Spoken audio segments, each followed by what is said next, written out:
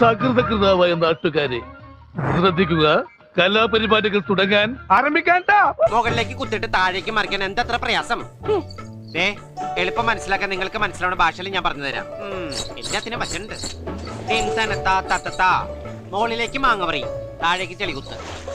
മാങ്ങപറി ചെളികുത്ത്, മാങ്ങപറി ചെളികുത്ത്. മാങ്ങ പറിച്ചിട്ടേ ചെളികുത്താവും. ദർശനം ചെളി മാത്രം കുത്തിക്കൊണ്ടിരിക്കുന്നത്.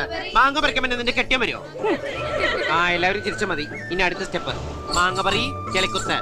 ചന്ദ്ര, എന്തോ ചെലപ്പോ തോന്നും നീ ഒരു കോമാളിയാന്ന്, ചെലപ്പോ തോന്നും നീ വലിയൊരാളാന്ന്. താമോരന്മാരാണോ